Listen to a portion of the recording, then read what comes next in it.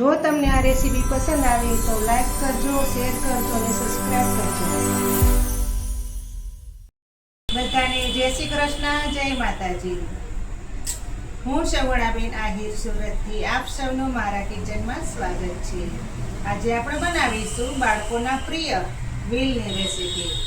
આપણે બાળકોના પ્રિય વેલ્સ બનાવવાના છે, તો તેના માટે મેં અહીં 1 વાટકી સૂજી લીધેલી છે, જે રવો કહીએ તે.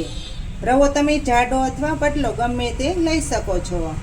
1 વાટકી ચોખાનો લોટ લીધેલો છે. બંને લોટનું માપ બરાબર લેવાનું, તો વેલ સરસ બનશે. ચોખાનો લોટ એટલા માટે લીધેલો છે કે વેલ સરસ ક્રિસ્પી બને, અંદરથી પણ ક્રિસ્પી બનશે અને ઉપરથી પણ સરસ ક્રિસ્પી બનશે. સૌ પ્રથમ તો પહેલાં ગેસ ચાલુ કરશું અને પાણી ગરમ કરવા મૂકી દેશું. તેના માટે મેં અહીં કઢાઈ લીધેલી છે, જાડા તળિયાવાળી. કઢાઈમાં આપણે 3 ગ્લાસ પાણી નાખીશું, કારણ કે રવો અને ચોખાનો લોટ પાણી વધારે પીવે છે.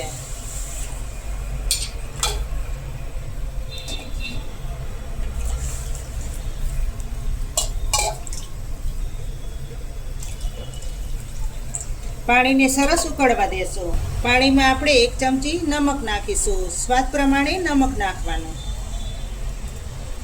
નમકને પાણી સાથે મિક્સિંગ કરી લેશું. હવે બાકીના મસાલા કરીશું.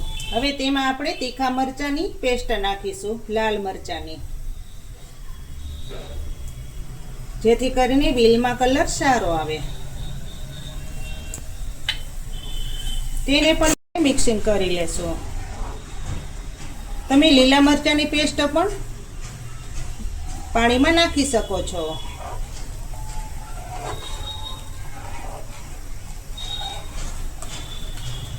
હવે તેમાં 2 ચમચી સફેદ તલ નાખીશું.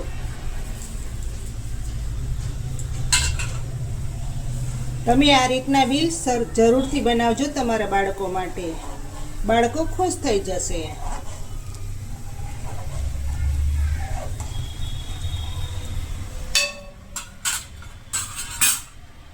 હવે 1 ચૂટકી જેટલા ખાવાના સોડા નાખીશું.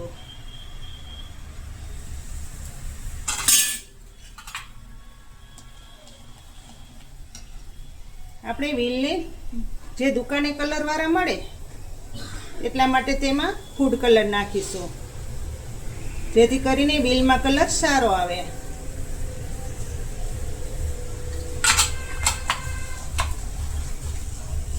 તમે ફૂડ કલરની જગ્યાએ તમે હળદર પાવડર પણ નાખી શકો છો.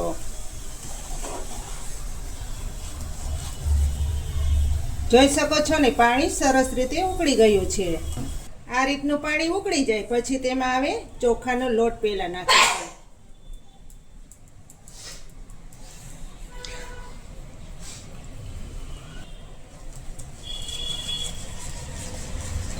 આ બંને લોટને પહેલેથી ચારી લીધેલા છે. હવે તેમાં રવો નાખીશું. આ રીતે મિક્સિંગ કરતું જવાનું અને રવાને નાખતું જવાનું. જે રીતનો રોટલીનો લોટ બાંધીએ તે જ રીતનો લોટ તૈયાર કરવાનો.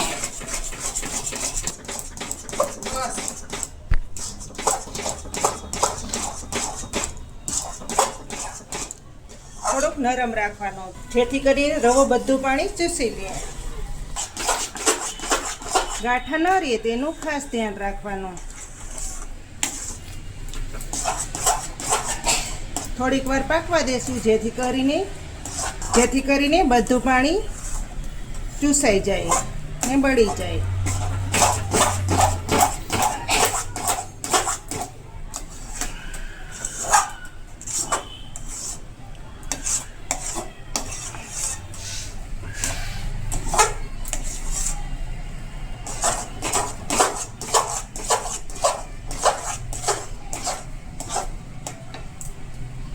હજુ થોડોક 2 ચમચી જેટલો રવો નાખીશું. હજુ થોડુંક મિશ્રણ નરમ લાગે છે.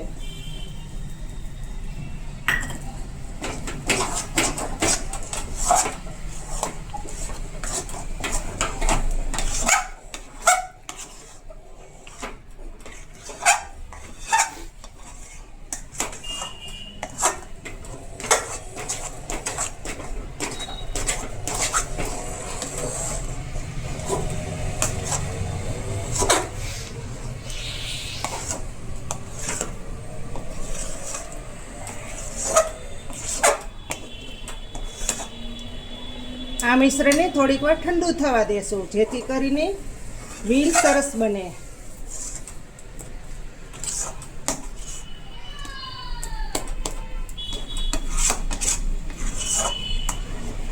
ગેસ ધીમો જ રાખવાનો. ધીમા ગેસ ઉપર જ આ મિશ્રણ તૈયાર કરવાનું છે.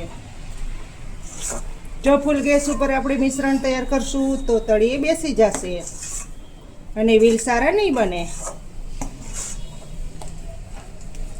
ઉપરથી 2 ચમચી તેલ નાખીશું.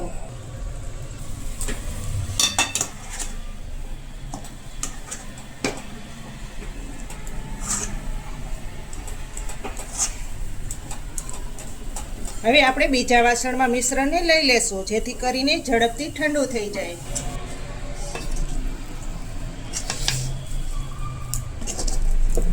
હાથમાં થોડુંક તેલ લગાવી અને લોટને સરસ રીતે મસળી લેવાનો.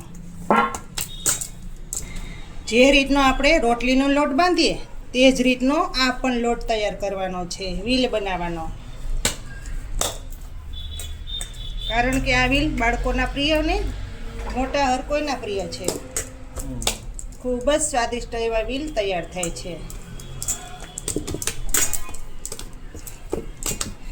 લોટ મસળાઈ ગયો છે, હવે ઠંડો થવા દેશું. જુઓ, લોટને આપણે આરામથી અડી શકીએ તેવો લોટ ઠંડો થઈ ગયો છે. વ્હીલ બનાવવા માટે રેડી થઈ ગયો છે. હજુ એકવાર મસળી લેવાનો લોટને. એકદમ લોટ મુલાયમ થઈ ગયો છે. તો હવે વ્હીલ બનાવશો.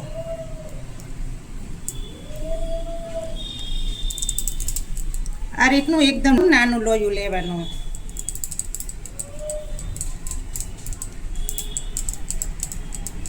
તમે હાથમાં તેલ નહીં લગાવો તો પણ ચાલશે. આ રીતની થેપલી બનાવી અને તેમાં વેલણથી આ રીતનું છેદ કરી લેવાનો.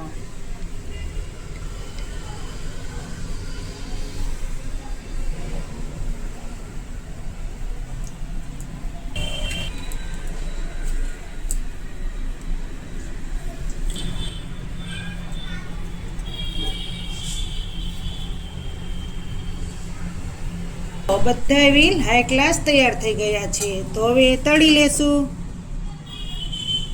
આપણું તેલ પણ સરસ ગરમ થઈ ગયું છે. તો હવે વ્હીલને તળી લેશું. તેલ વધારે ગરમ થઈ જાય તો ગેસને ધીમો કરી નાખવાનો. ધીમા ગેસ ઉપર તમે વ્હીલને પકાવશો એટલે એકદમ ક્રિસ્પી થશે. એક એક કરીને જેટલા કઢાઈમાં સામે તેટલા નાખીશું.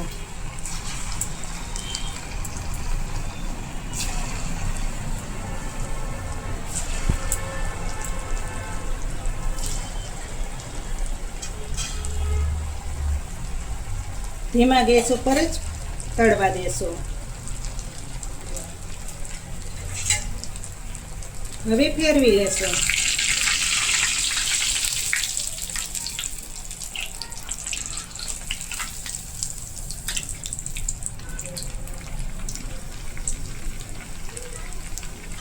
તેલને વધારે ઠંડુ પણ નથી રાખવાનું.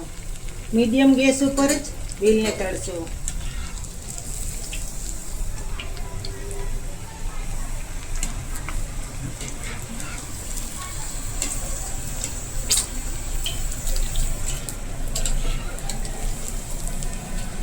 તમને જો મારી રેસીપીઓ સારી લાગતી હોય ને તમે જો હજુ સુધી ચેનલને સબસ્ક્રાઈબ ન કરી હોય તો પ્લીઝ સબસ્ક્રાઈબ કરી નાખજો, જેથી કરીને તમે પર આવી નવી નવી રેસીપીઓ જોઈ શકો.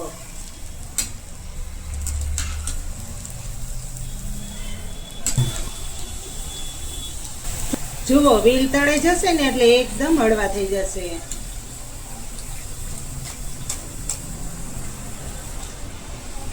ને તલ નાખ્યા છે એટલે સરસ લાગે છે. આ રીતનો જારો લાવીને વધારાનું તેલ બધું નિતારી લેવાનું, એટલે આમાં બિલકુલ તેલ નહીં રહે. જોઈ શકો છો ને, વ્હીલને જોતા જ ખાવાનું મન થઈ જાય એવા વ્હીલ તૈયાર થશે.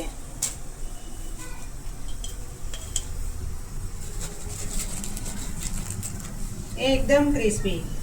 બધા વ્હીલ આ રીતના તળી લેશું. તો તૈયાર થઈ ગયા છે બાળકોના પ્રિય વ્હીલ્સ.